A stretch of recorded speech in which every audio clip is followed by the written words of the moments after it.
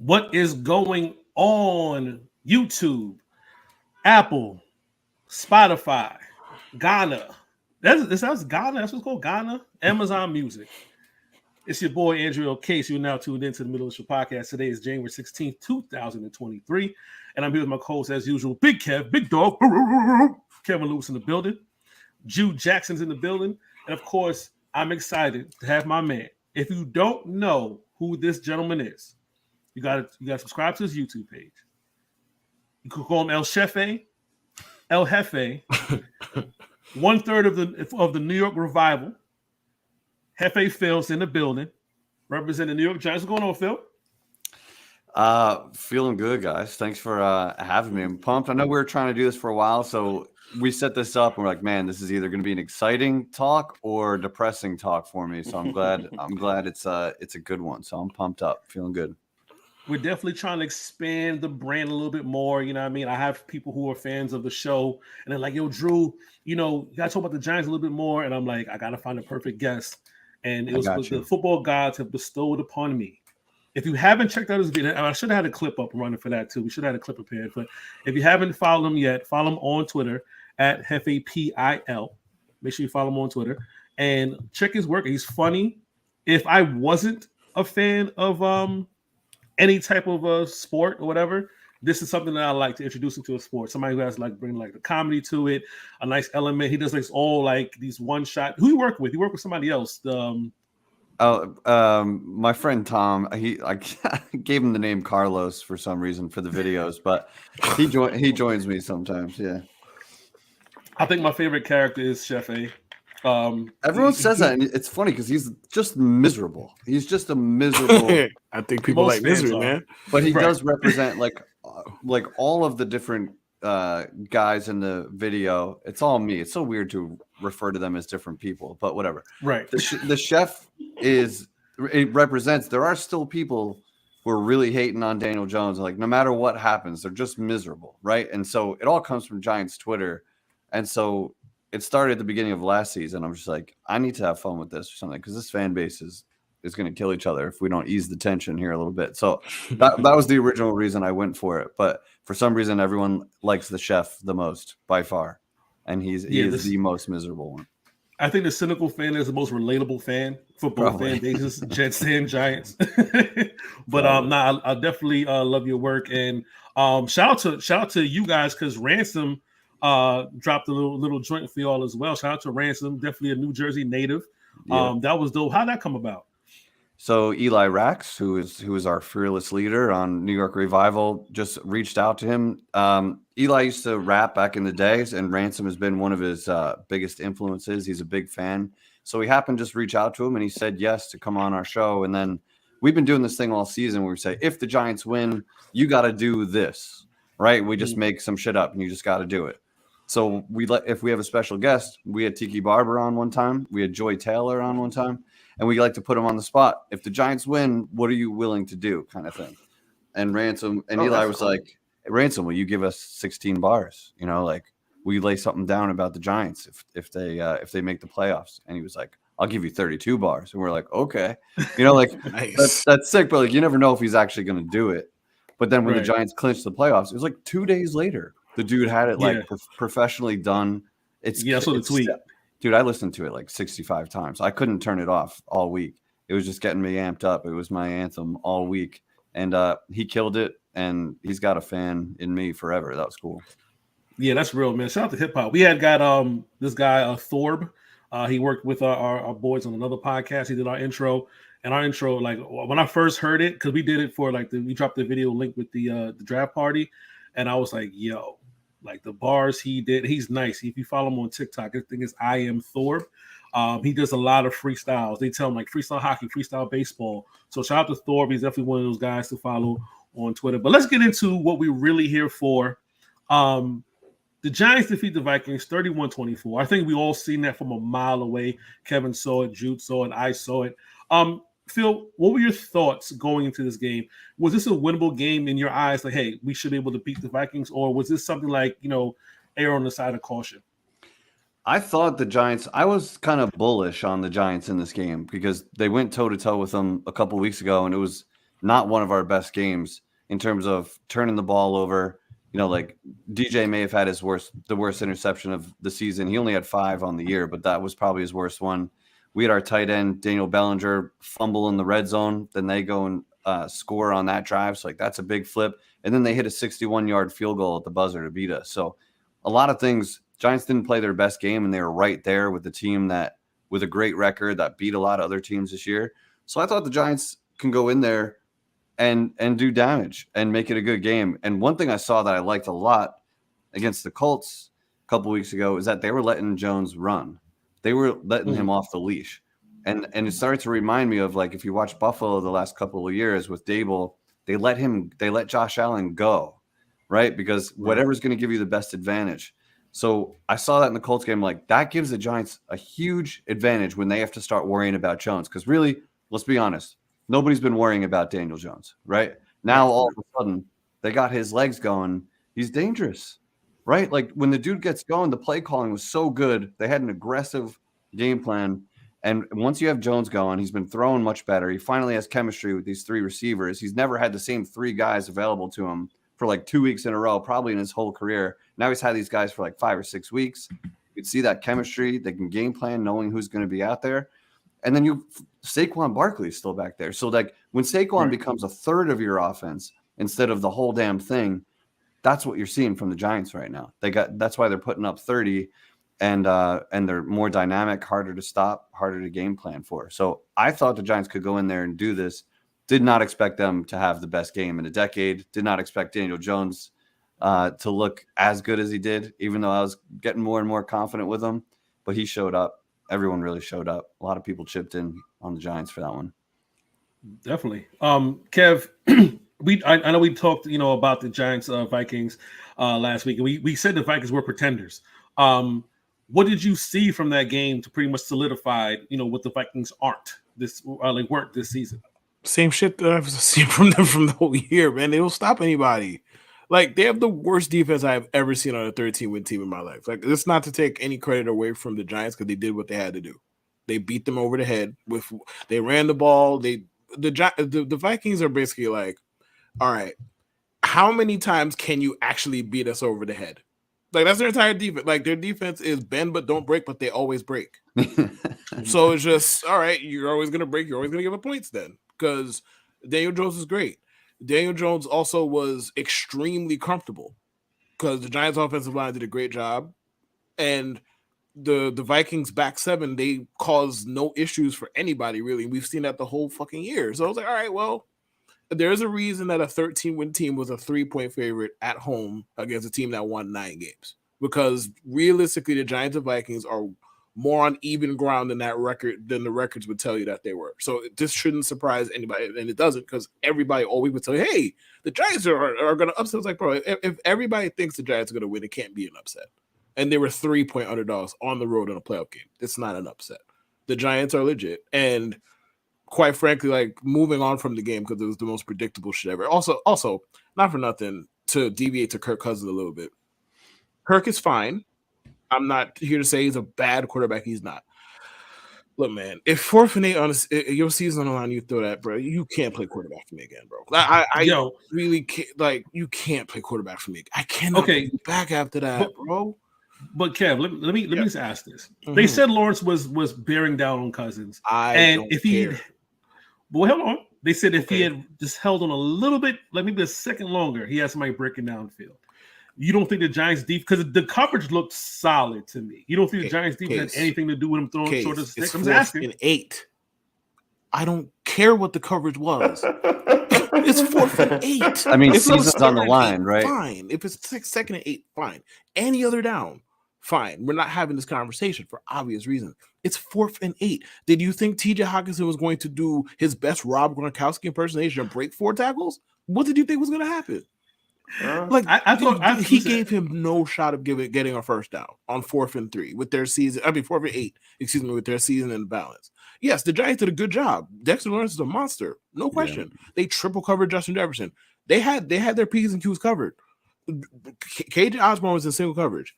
Adam Thielen was in single coverage. They both were past the sticks. Throw the ball to one of them. I'm not saying they would catch it, whatever. Kirk played a perfectly good game, and all anybody's going to point to is the last throw. And guess what? Rightfully so.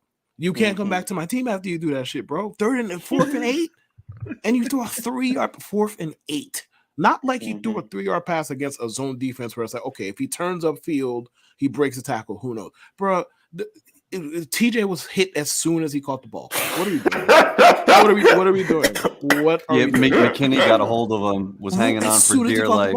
For dear life. Like on 4th and 8, that's what he threw. It was the most anticlimactic ending to an entertaining game that you'll ever see in your life, by the way. He was pressured, but why not throw it up to Justin Jefferson where all he has to do is come down with it? And that's the thing. If you throw, bro, the entire city of Minnesota could be covering Justin Jefferson. You throw it to him down the field. Not a single person going to complain. It's like, all right, you went out swinging. Okay. He was the best receiver this year. I don't think there's many arguments with that. Like TJ Hawkins is a perfectly good football player. He is not Jesus. Last I checked, bro. He is not Jesus. You want him to bring Howard 3? I was paying attention. I was watching it intently, and I saw that pass get thrown. I'm like, yo, was there a flag for a free play? Like, was this not fourth down? Yo, as a Giants fan, I got confused because they got the line of scrimmage on TV, and then they got the first down line. And when he was close to the line of scrimmage, I'm like, that's not the first down marker. That dude just threw it 3 yards. I'm like, is this really it? Like, I held out on celebrating because I'm like, there's no way he just threw it for 3 yards on 4th and 8. Confused. I was like, was that 3rd down and I missed it? Or that was man, awesome. You can't come back to my team after that. I'm sorry, bro. That's understandable too. No chance. I don't care who I got to play. I don't care who I got to get. It can't be him. Somebody else. Somebody else. I don't care. Jude, what are your thoughts about the Giants Vikings game?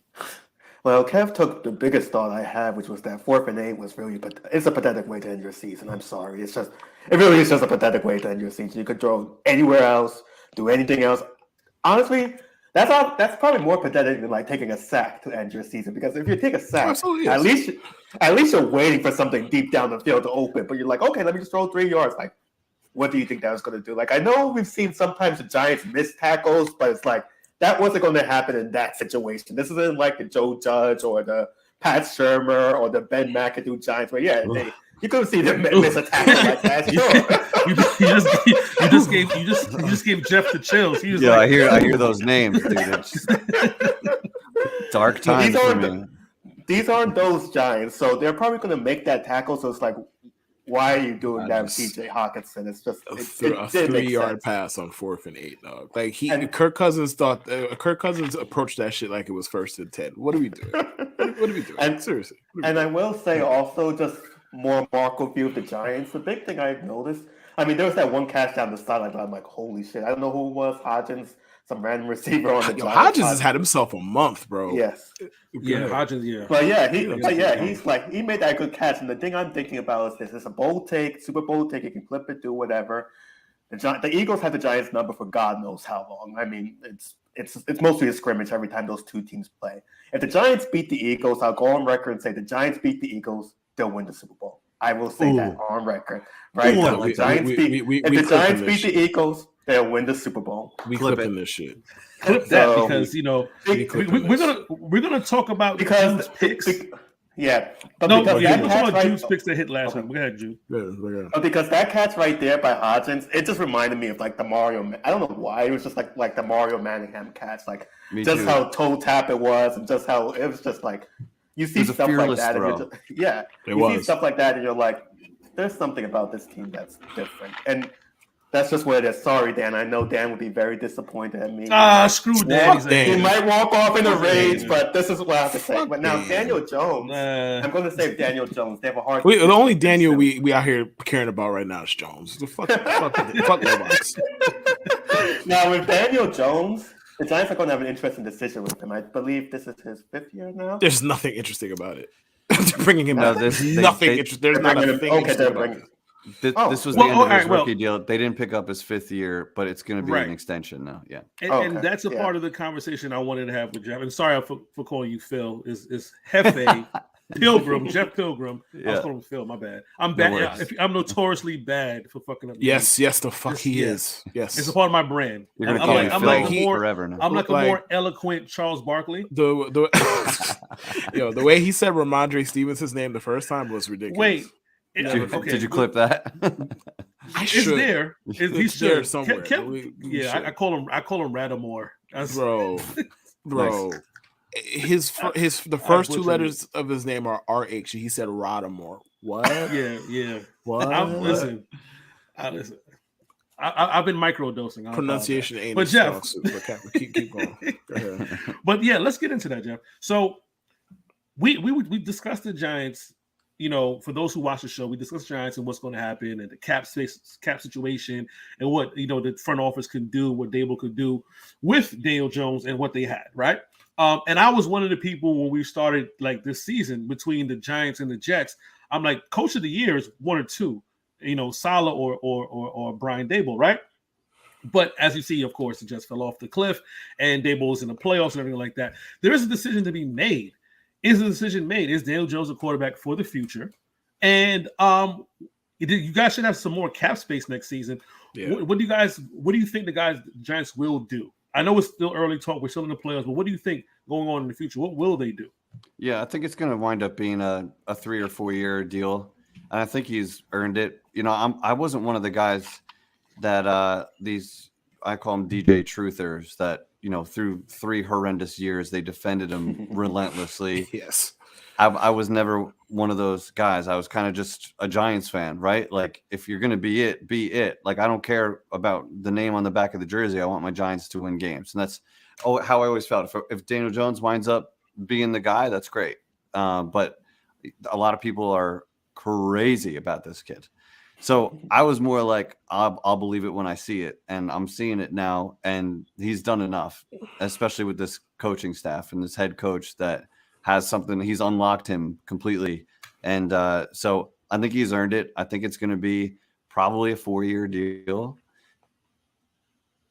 every week over the last month. It kind of depends like what kind of agent he has, how bad Daniel wants to stay here, because he's technically a free agent, right? He can go, and he would have offers. He would definitely get some looks. So I don't know. Daniel seems so nice that he seems like the kind of guy that if they were like, hey, you want to play for $12 million? He might just be like, yeah, okay. You know, like he seems like that kind of dude. Why not? But his agent's probably going to disagree. Right. But sure, man, I'm rich anyway. Sure. Right. Like this. But I think New York is definitely the best place for Daniel to, you know, to stay linked with Daboll. And I think that matters to him. I don't think he wants to go anywhere else and start over because he's earned this fan base's respect for the most part. There's still a few stragglers out there, like the Chefe. There's still people like that out there, but he's done enough to earn a few more years and see what they can build around him. And the cap doesn't open up, but it does open up, but they do have to pay a good amount of people too. Yeah. You know, got to keep that defense intact as well. Saquon's not under contract next year. Right. Right. They're like, they got to pay Dex. They got to pay probably Julian Love, they can't pay everybody, and there's a lot of good pieces. Hodgins, like that's a dude you got to bring back. Yeah, you know, he was off the streets from Buffalo, and they what a pickup. Like the offense changed when that dude got here. Yes, it did. And so they have a lot of people to pay. So if the price is right for Daniel, I think they get it done like 4 years. Mm-hmm. Definitely see, like, I mean, career high in rushing yards, career low in interceptions. That's what you want to see from a guy who was under a new coach and a lot of question marks. And he did what he had to do, keeping the mistakes at the minimal. I mean, this is a guy who had 19 fumbles as a rookie. Yeah, I mean, you couldn't look at him too hard without him fumbling, bro. That's right. I mean, right. It was bad. Right. It was bad. It was bad. I think the high from that year was the 24 touchdowns. And I don't think a lot of people expected that from him. Right. But I think this being kind of like the cherry on top for his career, like a good rookie campaign, not the strongest because of the fumbles. I think if it wasn't 19 fumbles, it would have looked more stronger on paper. Oh yeah. But if this is the bookend right now to say playoffs and winning your first playoff appearance, that's a solid 4 years. It can't be too mad. And then plus, we mentioned the bad coaches that they did have, the Judge and the McAdoo and stuff like that, and the regime being what it was. He survived that roller coaster, that of regime change. Not a lot of quarterbacks can say that. You know, he played through what? He's played through 3 coaches, right? Shermer, Judge, Joe Judge, and then now Shermer, wow, Judge, Daboll. sheesh. 4 coaches. Right? getting who was it for? It's 4? Is it Judge? No, it's 3. 3? He came in with Shermer was his rookie Shermer, year. Yeah, he came in with Shermer was Shermer, his yeah. 2 years with Judge, Right. but 2 years. and It was then- 2 years with Judge. Yeah. Yep. Yeah. But Yeah, Shermer so, I mean- at least had him throwing the ball all over the yard, and that's where those touchdowns. I don't think came Shermer from. was bad for him. He's a good coordinator. That's Yeah, the I thing. don't He's think not. Shermer He's was not. bad. He's not He a just great. wasn't a good coach. Exactly. He overall. wasn't that dude. Yeah. Couldn't have been a worse combination of coaches for the next 2 years GM. with Judge Jason Gettleman. I mean, that's gross. That's And not for nothing. I don't think Daniel Jones is hitting the free agent market either. Like I don't think they'll let it get to that. Is that what you mean? I think they're going to tag him, and then Same. Worst case, yeah. if for some reason like I don't think the contract negotiations are going to take that long. I kind of feel like they're both keenly aware of what the damn quarterback market says. You're going to have to pay him. So that's just how you're probably going to pay. But do him you more want than to pay tag him. Daniel Jones? Are you gonna pay him $40 Who are million? they going to tag other than him? I'm just saying, like Saquon. No. I mean, the tag is kind of, you don't necessarily want to tag him, but if for some reason it Right. prolongs and y'all are haggling over whatever, like $5 million a year, then yeah, tag him, keep him there, and then and work it extend him. out. Yeah. Yeah, I think Yeah. that's a plan B. Like I think 'Cause that plan A tag is just is pay the man, get it done with, and be done with it. that tag is Mhm. huge this year, and it's even bigger next year. Correct. So Yeah, I don't think he'd play under it, but right. he's gonna be a Giant. Like people are talking, oh, you know, I would Mhm. like my team to sign Daniel. Bro, then go turn on Madden. He's not leaving the Giants, bro. Go turn on Madden if you want Daniel Jones to get teams so bad. He's Dude, leaving it the seems like Giants. Daboll loves him. It Yeah. seems like he really like you get these clips from like the sideline stuff he says to him on the sideline, like that's how you play quarterback, boy. Like he's in his face, like he loves him.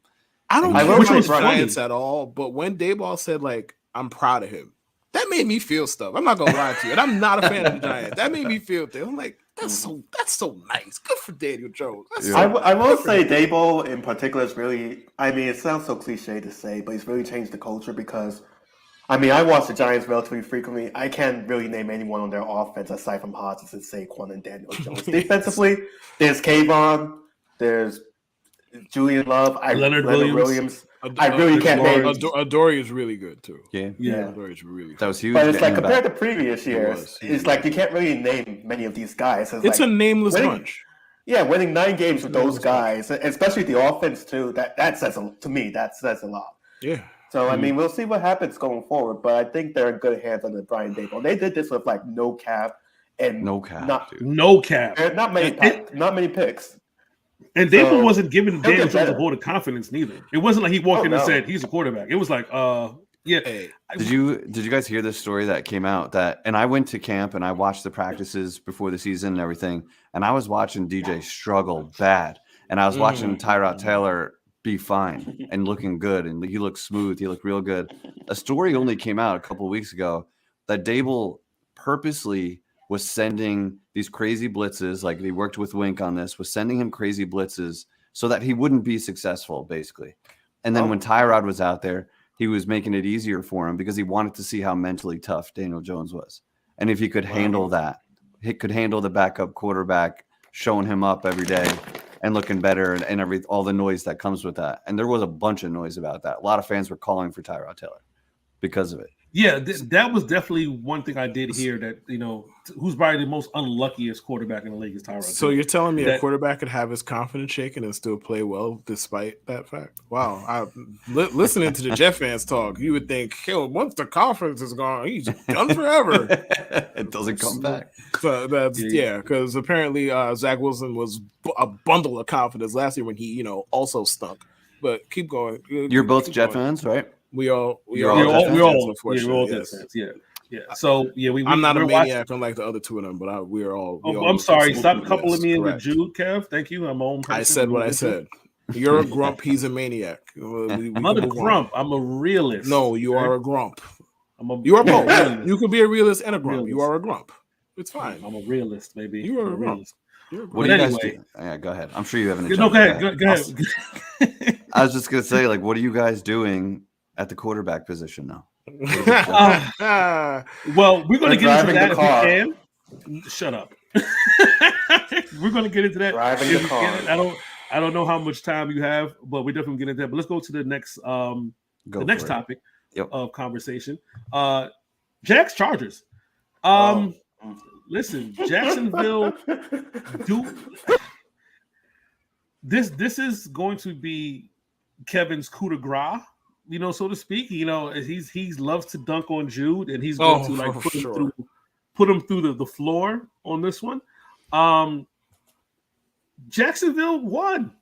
Trevor Lawrence threw 4 interceptions in the first half. I thought the game was over. The Chargers are probably just as bad defensively as the Vikings. That game was over.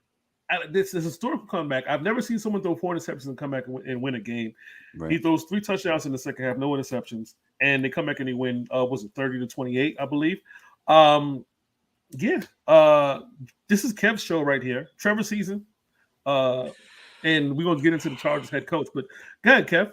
All right. So, Case, do you remember the 2020 Jets season? Yes, I do. Unfortunately, when Adam Gase was coaching the team and the Jets couldn't beat their own meats, let alone the opponents. We remember this, correct? And they started off 0-12, right? And I'm not gonna lie, I don't remember what you were saying. All I remember is what I was saying and what Jude was saying. No disrespect, but that it's our argument. We on ISO right now. I'm isolating him. Okay, so what was I saying back then, Case?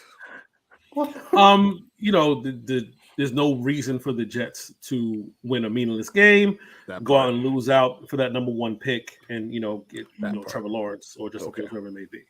Right. And what did the Jets end up doing, Case? Winning a meaningless game against the Reds. All right. So they ended up with the number 2 pick, and then basically ended up taking current day Heath Schuler to finish that story. Okay, and then Jude, what's Jude been saying for the last year, Case? About winning is an aphrodisiac. No, the playoffs? No, about the playoffs. Tip in. Just want to get in. You just want to get to the playoffs. Right. That's what he's been saying, right? So don't you think the Jets' odds of getting to the playoffs would have been a little bit higher if they just tanked in 2020? Don't you think? Yeah. Okay. No, go ahead. No. Feel free to talk. I can't wait to hear what the fuck you have to say. Yeah, talk. I don't. If this is ISO, I'm just gonna tap myself out, Coach. I'm tapping out. I can't tap out ISO. You better D up. Hey man, you've been saying for 5 years how the Jets shouldn't have tanked, and you still feel good about that victory. I don't know how. You still feel good about that victory. So Jude's got the best laugh ever. So, bro, bar none. I've never met anybody laugh like Jude. Bar none. So you can't stand on that for 5 years, and then when I'm bringing you to task on it on a podcast, where we talk, now you want to be, oh no, I'm too shy. You can't do that. All I'm going to say is that the Jets had the chance to get Justin Fields. They chose. I don't give a fuck, Jude. Is Justin Fields as good as Trevor Lawrence? No. Okay, so what's your point? Next. We have to let that go. That's in the past. Who is we? Who the fuck is we? Who's we? I don't speak French. As in Case, who is we? Yourself, myself, everyone on Twitter, everyone in the Discord. It's over. The Jets won that game. It happened. We can't turn back time. You don't get to tell me. You, Mr. History Matters, don't get to tell me what past matters and what doesn't. Especially when I'm not making no conclusion on this team based on what happened then. All I'm telling you is that the Jets would be fucking better off if they'd have lost 16 games instead of 14.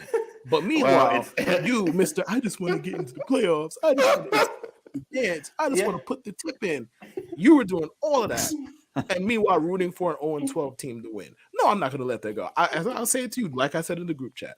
I will let this go either A, when the Jets get their franchise quarterback, or B, when I'm dead. Whatever happens first. Jesus Christ. Whatever happens first. But I'll let it go for obvious reasons. If the Jets get their franchise quarterback, I won't have to talk about it no more. Well, that's fair. But I'm not letting it go. I'm going to celebrate that. Never. I'm going to celebrate. I'm going to celebrate the fact that Trevor Lawrence made a great comeback versus the Chargers. Though I will say that the Chargers coaching left a lot to be desired on both sides of the field. We're going to get into the coaching part We're not going to get to the coaching part yet. The first thing is Trevor Lawrence season. Let's talk about Trevor Lawrence's performance. Jeff, you seen the game. I watched the game. I had money on the game. Like a lot of us had money on the playoffs this weekend. If anybody had decided, I think somebody told us about in our Discord. Shout out to the Discord. Make sure you join the Discord when we drop the link. Somebody said, bet on the Jaguars second half. And I was just like, are you blind? Do you have glasses? And then and then it was, it was curtains from there. Did you expect that, 4 interceptions in the first half for the Jacksonville Jaguars to come back second half? No, that was a wild comeback. That game was over. I think there was one thing, and I'm watching that as like I actually had the Chargers as part of a parlay, so I had money on that game too. I took the wrong side of it. But watching the Chargers, and they had a big lead at this point, maybe in 24-0, 27, whatever it was. They had a 3rd and inches at one point. Oh yeah. and they tried to get cute and do an end around. And it's like, sure dude, that gave momentum back. Like that's the kind of thing you don't do if you're down 3 or you're down 10. Like you get the first down and you go see another day. So like that was a play that I was like, don't give them life. Don't give them reason to stay alive and keep trying. So that was a big change for me. But I think his performance is a matter of as this year has been for him, what good coaching can do for a guy. And like as a Giants fan, you're seeing that firsthand.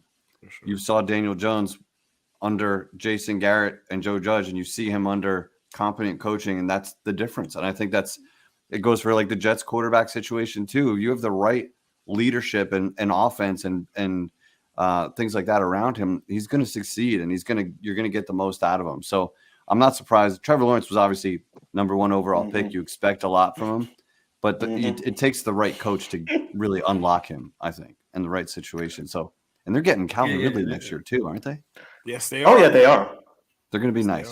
They're going to be nice. I hope Calvin Ridley took Jaguar spread for sure. Wherever he is, whatever bookie he's used, I hope he's taken. But I will say with the momentum thing, I will say that's very important because after that fumble, whatever happened, the Jags went on to score 5 straight touchdowns, no punts. 5 straight touchdowns and a field goal, no punts. I mean, that's just bad defense. That's just bad defense. And then offensively for the Chargers, they just hit a field goal and that's it. So they were outscored 30-3, something like that, to close out the game, which is 31-3 actually, to close out the game, which is unheard of. And the guys like Emmanuel Otto and all of them are going to be like, oh, Justin Herbert's a social media quarterback, whatever the fuck that means. I don't even know what's a social media quarterback. Like, I wish it's stupid as fucking thing. It's just like, something that HO. Like Herbert didn't have his finest evening. Like, because the thing is, when you blow big leads, is that about just the quarter? No, obviously it's a team-wide collapse. Now, when you're up 27, and first of all, the defense was the biggest reason they had that lead in the first place. They needed Justin Herbert to give them something. He didn't. Like, he had a bad game. We could point that out and not say, wow, he's doomed, or any of the other ridiculous conclusions people want to fucking draw. He's like 24. He had a bad night. It happens. Now, the Chargers, they seem to just do this stuff, okay? Like, historically. Like, thinking with the Chargers, But here's a historically point. It don't matter who plays quarterback. It don't matter who coaches. It don't matter who on the janitorial staff. Don't matter who's handing out the Gatorades, who's handing out the towels. The Chargers are going to charge. It just, like, eventually it's going to stop at some point, you would think.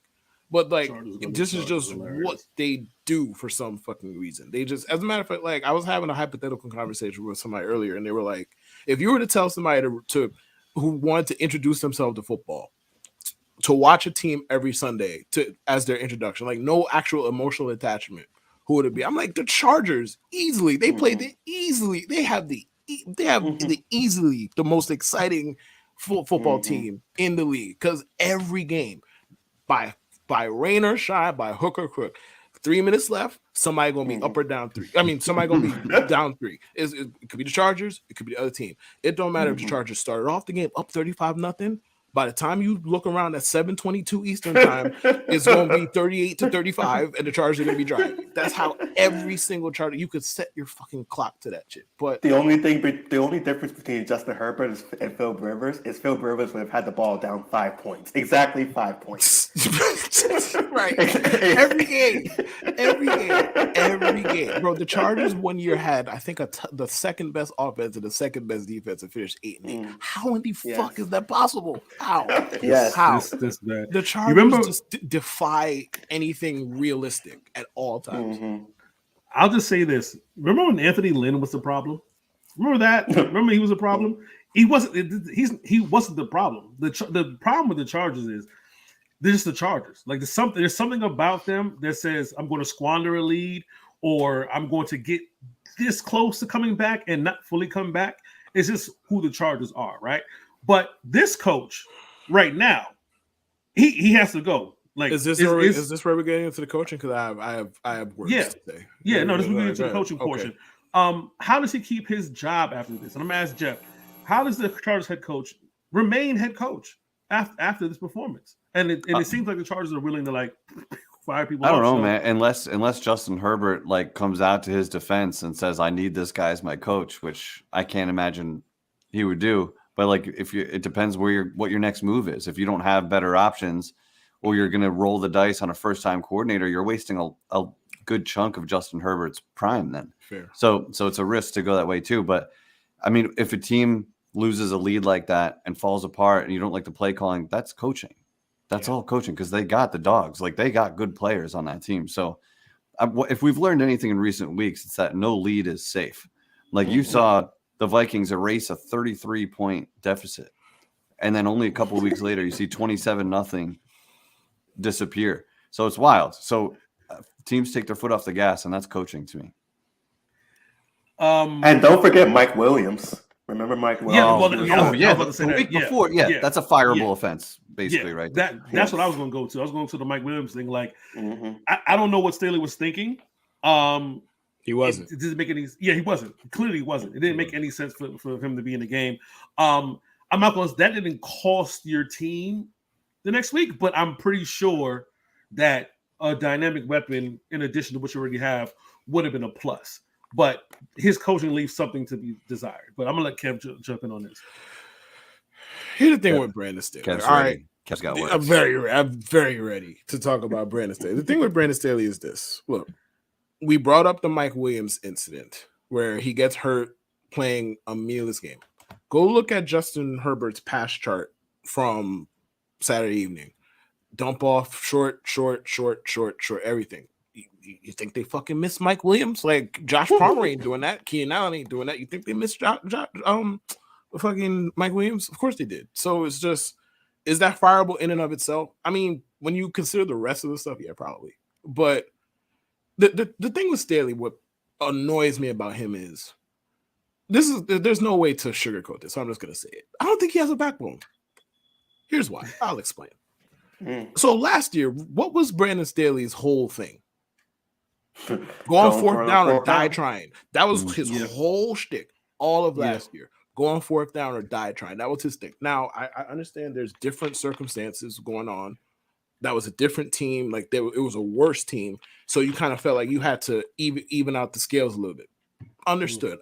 I'm a big fan of context. Understood.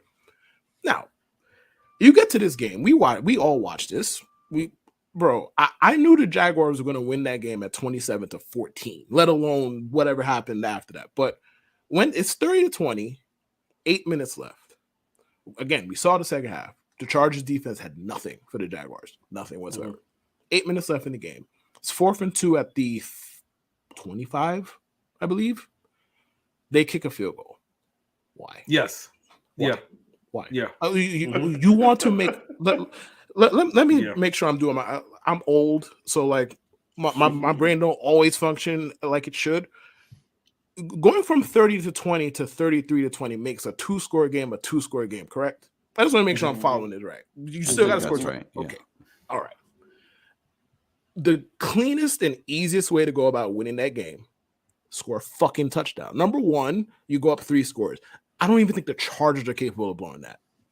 Not even them, right? You go up 3 scores. And if we're going to talk about the game management side of things, you get a first down, you can run more time off the damn clock. Kicking a field goal for reasons. And the thing is, if any other coach does that, I'm not saying nothing. It's not like the most egregious shit ever. Bro, all of last year, all we were fed is the analytics, this, the analytics, and I am very pro analytics. I'm pro information. I get it, and I'm pro aggressiveness because above anything else, it's entertaining. Watching somebody kick field goals on 4th and 1 every fucking time it's boring. Okay, they go for it. It's great. Throw it all around. You got Justin Herbert. Great. Go for it. Be aggressive. Have fun. Your season's in the balance. Your defense can't stop shit, and your thought process is, you know what? I'm gonna make this 10-point game a 13-point game in 8 minutes. For what? You were still gonna lose. For what? Why? Why are you doing this? Like, you change your entire steez. Why? Like, because I know the analytics guys are the same people that were there last year. They're telling you the same stuff. They're feeding you the same information, the same math. So it ain't them. So it's one of two groups of people. The fans killing him, and the Chargers don't even have fans. So it can't be that. The Chargers fucking the people, the fans killing them, or ownership is like, hey man, you got to kind of relax a little bit. Like, relax, stop doing all of that. And then now all of a sudden, your mentality was be aggressive, believe in my players. Now all of a sudden you're a coward. He got to go. Like, go. Once he kicked that field goal and he missed, if I'm the owner, I'm like, oh, gotta prepare the pink slip. Gotta get it ready. When I saw the line for the field goal and he missed it, and I was like, well, that's bad. You know, I couldn't believe they had the kicker out there. I was like, I hope he misses, because I don't like when cowardly football gets rewarded. I'm not gonna lie, it's coward ass football, especially from him. Yeah. I hope I was there. Like, I hope he misses. I saw that ball go up, and I saw a curl. I was like, yeah, fuck that shit. Yeah, get that coward shit out of here.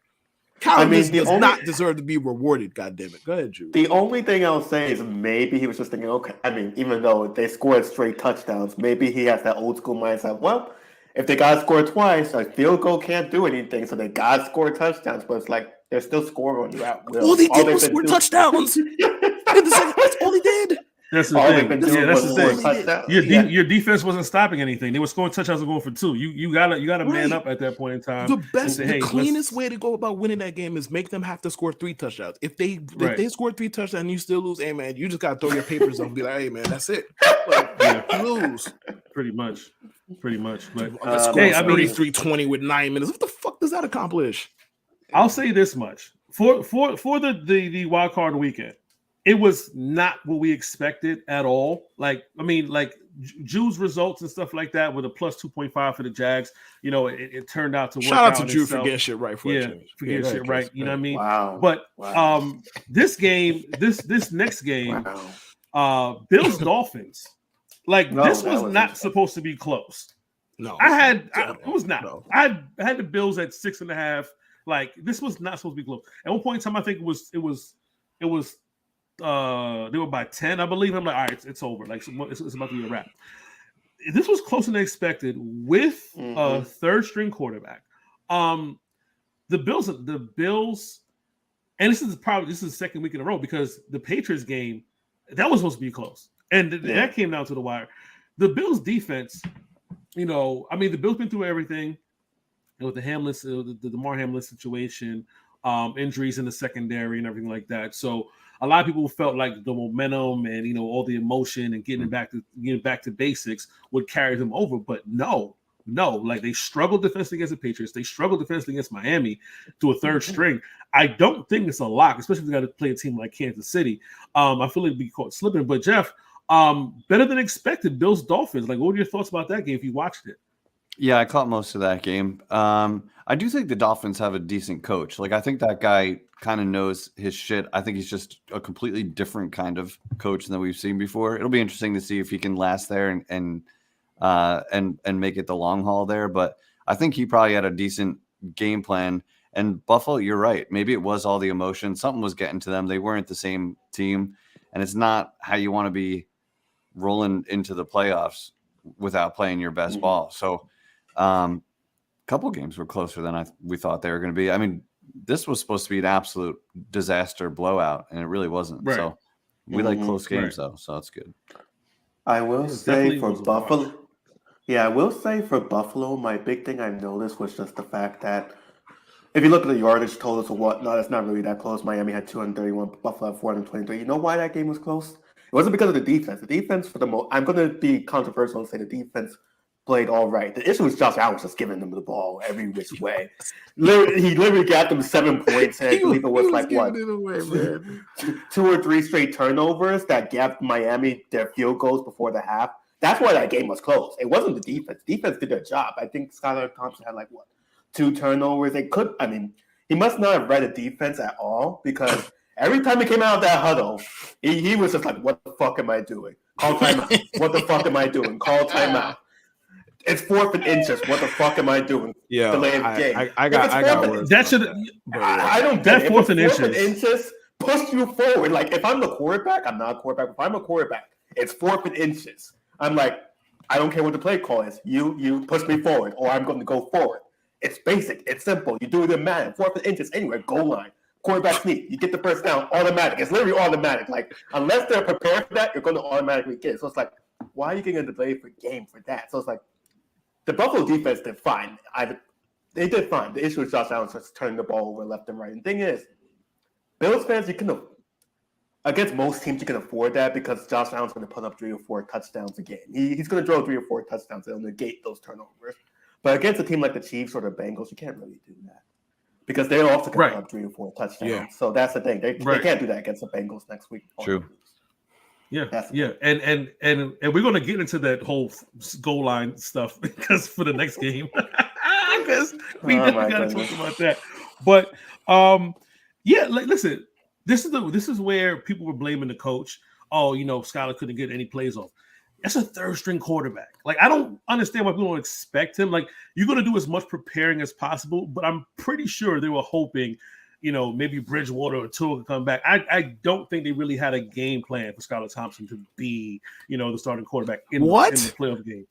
He started the last 2 games. What do you mean? They should have known. Because the way he looked unprepared, you can't tell me that's all coaching.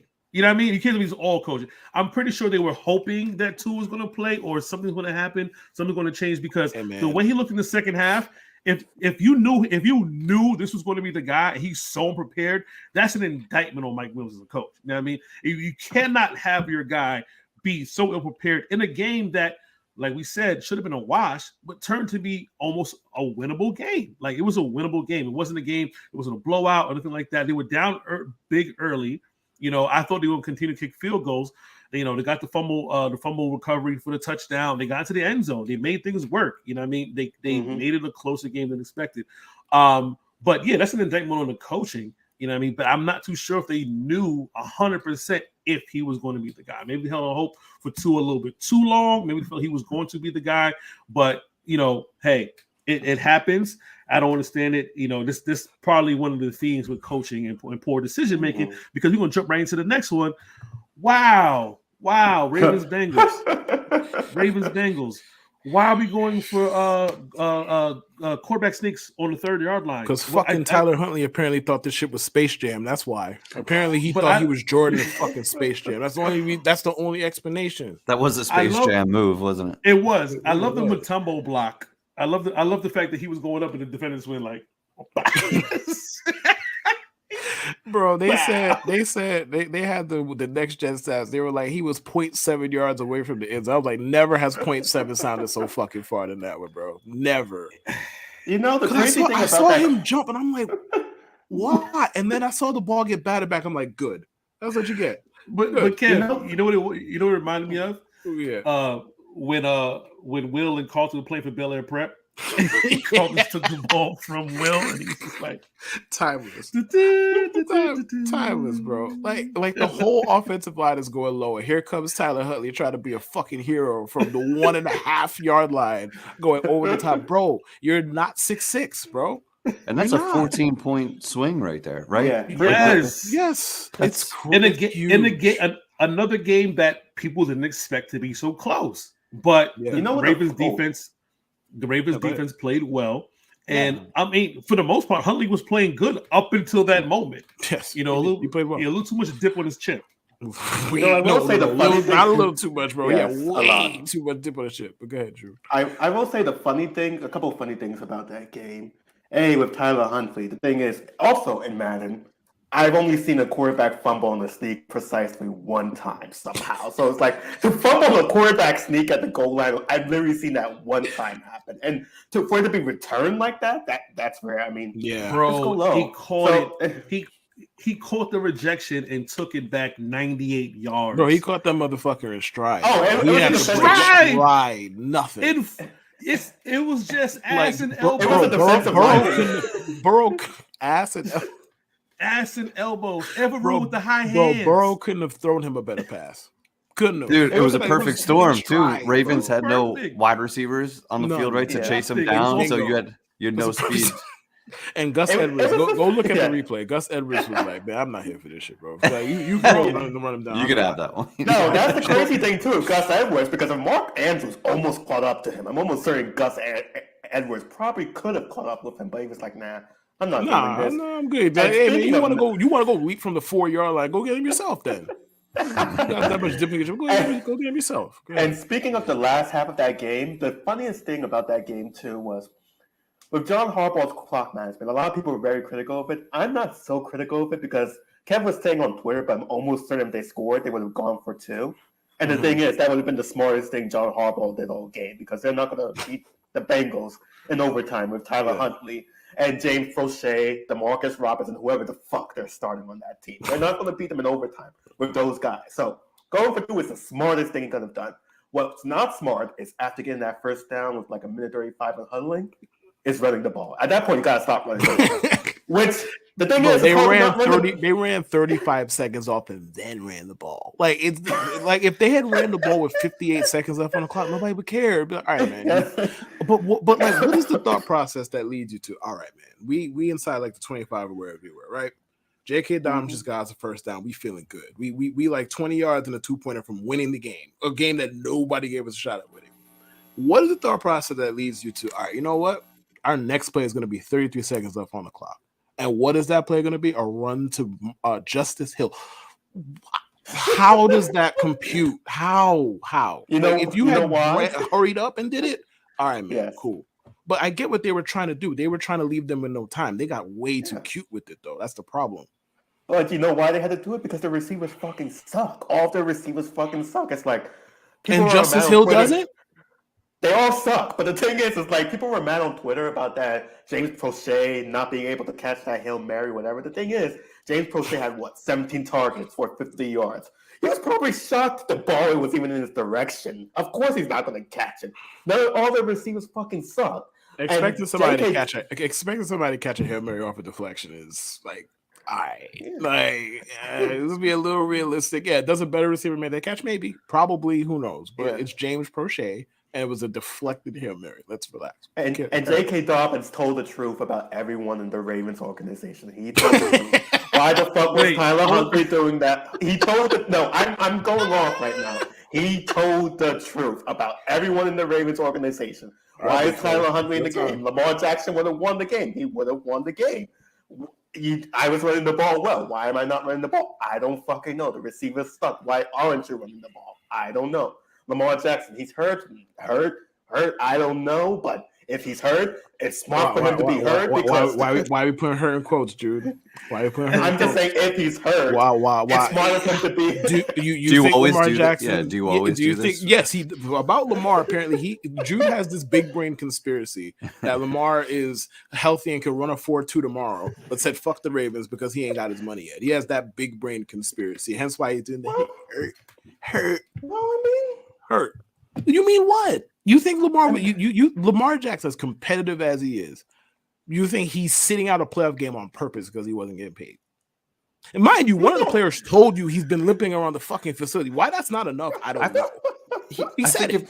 If it was the end of a regular season and it was questionable and he decided to sit out and they weren't in the playoff picture, okay, I don't think anybody would say anything. Right. I don't think he would sit out a playoff game. Like, you only get so many chances to make football players are insane. Football players are you want to play half dead, and you think Lamar's gonna be like, no, I don't want to play a playoff game because I'm not as rich as I want to be yet. Think about that logic for a second. Yeah. Or he's throwing the fucking James Prochet in meaningful games. Maybe you want an MVP throwing the bullshit too? What's your point? I don't know. I'm just saying. What's your point? Look, But this is the guy you wanted the Jets, though, Jude. Somebody who would give you up want on somebody team? to quit on your team? Is this what you wanted the Jets, Jude? Wait, well, I mean, the Jets will have quarterback. Wait, who's the quarterback they were knocking in the playoffs a couple of years ago for milking his knee injury? That was Jay Cutler. That was 12 years ago. Jay Cutler, right? Which was bullshit too, by the way. But yeah, right. So I mean, that logic never really goes that far because I don't think any quarterback worth their salt is going to sit there and say, "All right, I'm going to sit out. I don't get my money." Like, you know what I mean? Like, I don't think Jay Cutler was a lot of things. Tough was also a lot of things. He was a lot of things, right. Good and bad. Tough was one of them. He was tough. I watched Jay Cutler against the Giants get sacked like 9 times in the first half, get a concussion, and try and play through it, which is insane behavior, by the way. But I watched it happen. Right. I get the idea that because Lamar didn't travel to the game, like why does he have to be at the game and stand up on the sideline? You know what I mean? He has a PCL. Like you're gonna stand up all day and be sitting down. Well, he's not with his teammates. Like people want things to talk about. So he didn't. But the whole locker room cleanup, he didn't show up to the locker room cleanup and stuff like that. Hey man, my knee hurts. I don't want to travel. We're gonna plane. I don't want to stand up. I don't have to be here. I'm cheering for you from home. I am surprised he didn't go to the game, though. Hey, man, Lamar is clearly giving up on the Ravens. You know how they should punish him? Trade him to the Jets. Trade him to the Jets. Show him. That'll show him. That'll show him. That'll fucking show him. The Jets are like, we'll pay him. Yeah, right. You don't even have to show up to road games if you hurt, bro. We don't care. We'll get you a nice room and some strippers. You can go there and have all the fun you want when you strippers. Yes, strippers. Yes. Private dances. He plays for Baltimore, not for Houston. he's not James Harden. Strippers, like these are the Ravens. Hey, we could bring the Houston strippers to him if you're gonna keep it a band. Woody Johnson got more than enough money to make this happen. I'm just saying. The whole thing with the J.K. Dobbins quote being 100% accurate is true. He definitely could have got the ball. You know, the Ravens clock management was a part of it as well. It was a lot, but again, a game that should have been a wash, wasn't. And that we've been talking about the product of NFL this season. Is it good? Is it bad? Across Wild the card board, weekend was objectively good though. Like that shit was great. Wild card weekend was amazing. People were like, "Oh, the caliber of teams that are going to the playoffs is going to be a wash." It turns out it wasn't a wash. I mean, even the 49ers Seahawks game was closer than we expected, and then until the 49ers woke up and let's put these motherfuckers away. But the Niners kind of waved the carrot in front of their nose for like 3 quarters, and then we're just all right, man. We're gonna take the carrot, we're gonna take all the food, we're gonna take the lights, we're gonna take everything in the house, and we're gonna leave you without anything, and then just beat the brakes off of them in the fourth. Right. There's nothing really that we have to get into discussing. But for our second to last topic of the show, Derek Carr and the Raiders finally break up. The breakup is finally complete. We know pretty much either Carr is going to get traded, but more likely get cut to save that $40 million. And a lot of fans, especially Jude, wants Derek to drive the car. This guy's actually driving an imaginary car. Go Mario Kart in this place. Go Mario Kart in this place right now. We're getting the blue shell. You see the Bills in first. We're getting that blue shell on their ass, and we're gonna be in first thanks to Derek Jude. Right. So why am I on this podcast, man? Blue shell that ass. Why am I because of me, Kev? Mostly that's where blue shell. That's fair. That's fair. But it Jude aside, and everybody who's typing up, this is the type of quarterback we're going to get. This little clip of Derek Carr apparently at his place of worship, discussing, and I'm not trying to knock somebody for their religion. I don't want the Christians to attack me. I grew up Baptist, guys. Please, but I just want people to see this. This is the quarterback that Jets fans would like on their team. I've been waiting to play in a playoff game, and I got there, and I was just like, this is all you got to offer, my heart? This is all you got to offer? In 2016, I waited so long. Man, NFL playoff game, boom, broke my ankle. Didn't get to play in it. Man, I got to wait some more years. In my 8th year, I finally make it. Through all the tragedy and adversity that we went through, we finally make it.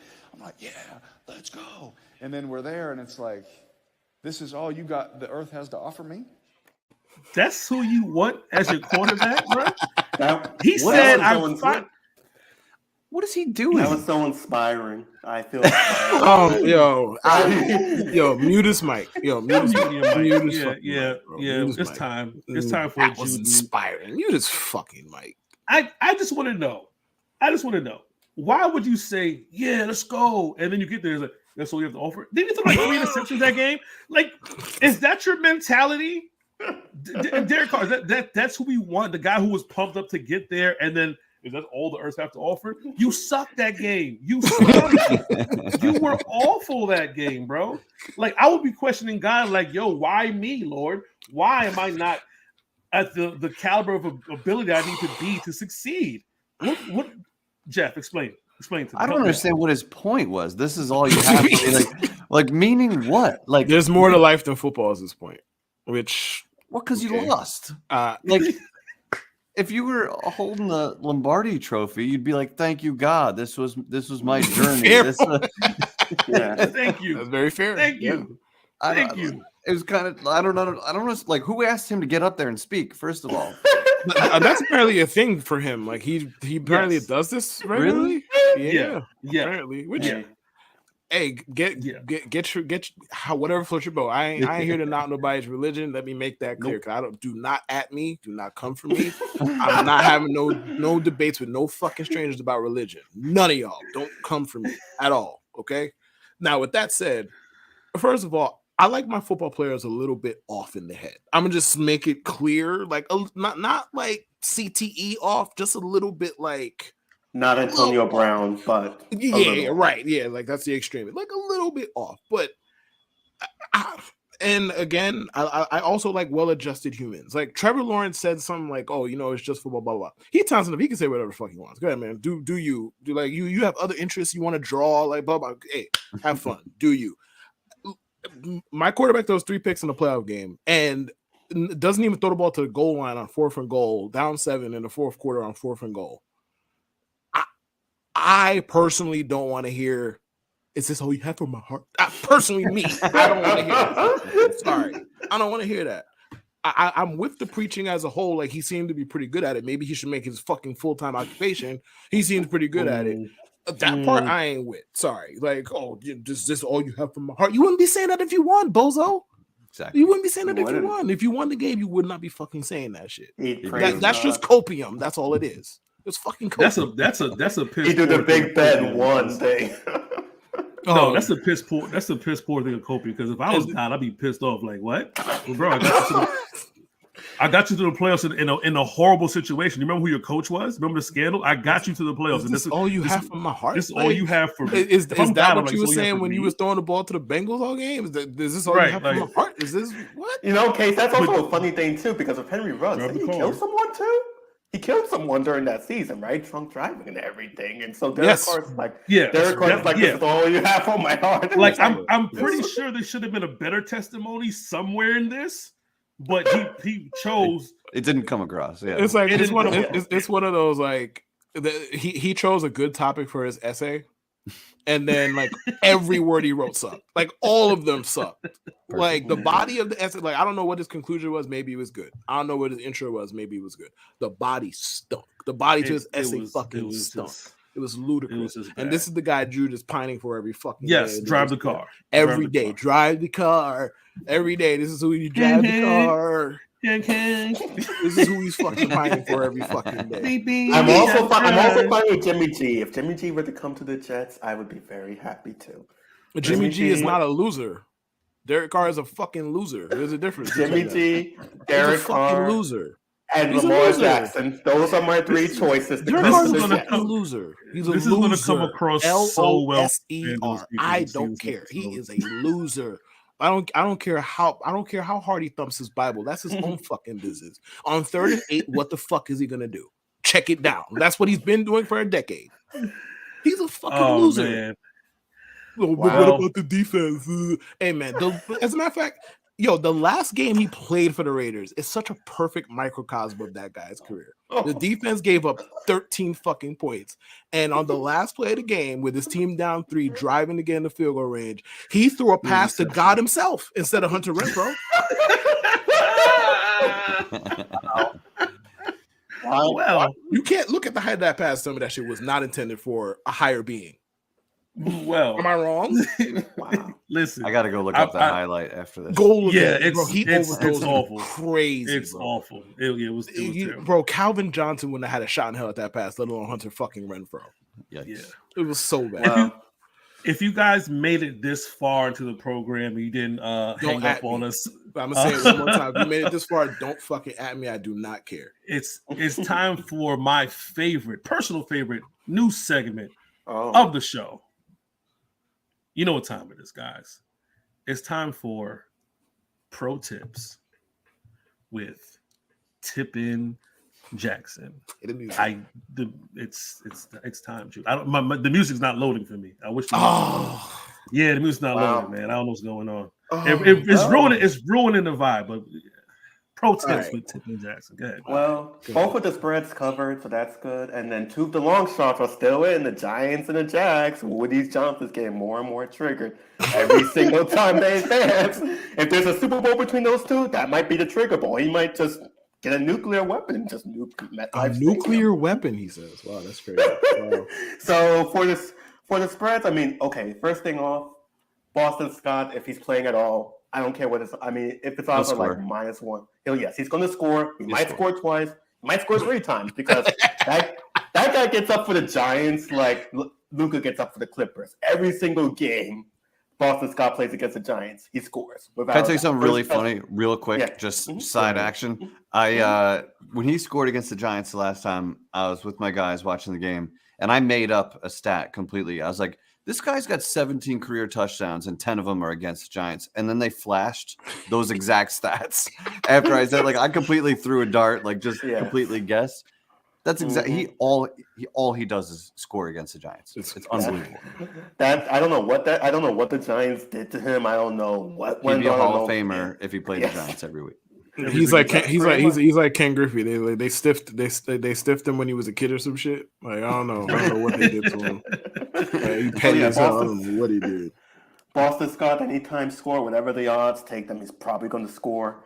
Another thing I'm looking right now. The Bill, I feel comfortable taking the Bengals at plus 4.5. I don't think the Bills are 5 points better than the Bengals, especially with how they played these past couple of weeks. They're not going to get away with the same stuff they did versus the Dolphins. I can't see it being like the Bills I can't see the Bills being that much better than the Bengals. I think it comes down to the field goal, to be honest, either way. So those are my 2 early picks right now. The rest of the games, the spread's actually pretty high for the rest of these games. Chiefs are favored by 9. Eagles are favored by 8. This is probably the highest, probably the highest spread wild card I've seen in the divisional round, which is kind of interesting. So I don't know what to make of that. But I don't think the Giants get enough credit. Is what I'll take from the early spread. And the things with the Eagles, like the biggest, are the Eagles better than the Giants? Yes. Are the Eagles significantly better? Probably. Sure, I'll give you all of that. Is Jalen Hurts healthy? Yeah, that's the they're biggest talking question. about it. They're actively like I've never seen a team so honest about their quarterback being hurt. They're like, you know what? We don't know if he's going to make it through. It's like, bro, is he on his deathbed? Like, what do you mean? We don't know if he's going to make it through. I read that quote. I was like, yo, are you insane? Like, why are you telling us this? Why do we need to know this information? Like, we'll see what happens after the game. We'll see how he feels. What? But we don't know if he's healthy. The Giants' 5th stringers were giving them a game. Now, week 18, I'm not going to sit here and act like that's the be-all, end-all. Is it completely meaningless? Also, probably not. I think the Eagles are going to win the game. I think it's going to be more on the 30-24 side as opposed to everybody just thinks the Giants are walking dead. I disagree with that personally. Yeah, that's the thing. It's like I said earlier, these aren't the Ben McAdoo or the Pat Shermer or the Joe Judge Giants now. These are a different kind of, well, we'll see. These might be their dying words when I say these are a different kind of Giants, but these are a different kind of Giants. So I mean, you did jinx them crazy, so there's that. We'll see what happens. And then whoever wins this horrible game right now goes up against San Francisco. Yo, they're going to be the 49ers mincemeat next week. Either they get both of them getting smacked. That's a scrimmage game for the 49ers, so yeah. Is that it, Jude? Everything's all set? Be on the lookout for the tweets. Jude's going to actually put those on Twitter. And that, of course, was Pro picks with my main man, Tippin Jackson. Oh yeah. Oh, that was nice. It's fire. I'm mad the music didn't load up the first time, but that's what we're doing for Jude. Pro picks with Tippin. We call him Tippin because he just wants to get to the. He just want to put the tip in. He wants to the playoffs. He wants to put the tip in. He don't come out winning Super Bowls. He wants to put the tip in. So pro picks with Tippin Jackson. But I just want to thank my man Jeff Pill at JEFEPIL from New York Revival. Great stuff. Make sure you check him out on YouTube. Make sure you follow him on Twitter. Make sure you definitely follow the show as well. They have great guests. Shout out to Ransom for doing that spot song for them for the Giants in the playoffs. Then make sure you follow us at MIPod69 on Instagram and on Twitter. Make sure you subscribe to our YouTube channel. Make sure you join the Discord, be a part of the conversation. A lot of people ask where we are on Spaces. We're not doing Spaces. We have lives and stuff like that all the time. So we're going to do Spaces. Have lives. Right. We do Spaces. We're going to do it just for the season, maybe pop it for training camp, but we're always on the Discord. Either me, Jude, Kev, Dan, somebody's on the Discord. So make sure you join the Discord. Make sure you follow Kevin Lewis at KLEW24. Make sure you tune in to All In with Kevin Lewis on Mondays. And when the season comes back, I don't know if you're still doing fantasy right now, or is it when the season comes back? When the season come back. So when the season come back in full, make sure you subscribe to the Underdog Network as well, but still follow, support Kev as usual. And make sure you follow Jude Truth at Jude Truth. Of course, don't follow me on social media. I'm a don't follow me. Don't follow me at all, man. Just stick to the podcast stuff. I'm here anyway. If you already followed me, much love. Jeff, any final thoughts before we go, man? Thank you for sticking around. I know you said a half hour, but you actually stuck with us longer. Appreciate that. Any final thoughts before we go? Oh, you guys are awesome. Thank you for having me. Make sure you send me the links when it's ready so I can share them out. I'll make sure I'm following all you guys, but keep up the good work, man. You guys are fun, good chemistry, and this was a good time. So thank you. Appreciate you, man. If you ever need one of us, especially Kev, I think Kev is a little smarter than everybody else. I'm not going to confirm or deny that. I'll take the compliment. I'm going to keep it pushing. You could take Kev. Don't take me or Jude. We might ruin your viewership.